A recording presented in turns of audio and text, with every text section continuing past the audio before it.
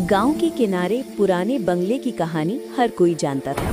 कहते हैं रात के समय उस बंगले में अजीब सी आवाजें आती थी, जैसे कोई धीरे धीरे कदम रख रहा हो। लोग डर के मारे उस रास्ते से गुजरने की हिम्मत नहीं करते थे। अर्जुन शहर से अपने दादा दादी के गांव आया था।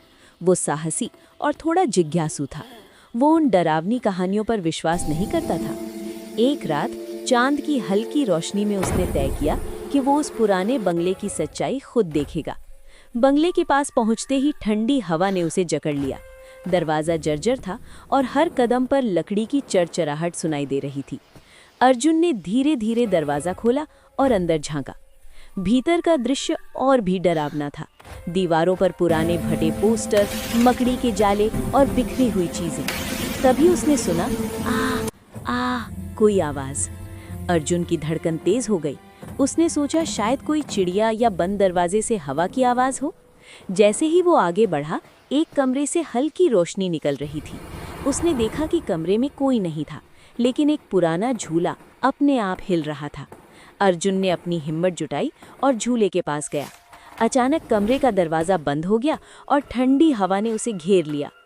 कौन है वहाँ? अर्जुन ने आवाज़ लगाई। जवाब में केवल खामोशी थी।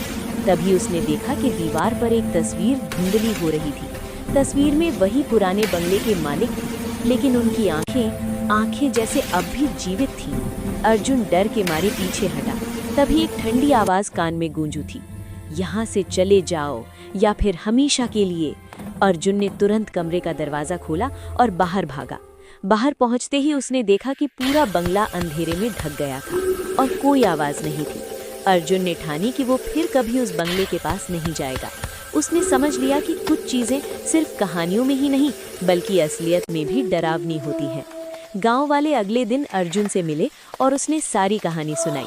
सबने सिर हिलाया और कहा, अर्जुन, हमने ही सही कहा था, रात में वहाँ जाना खतरनाक है।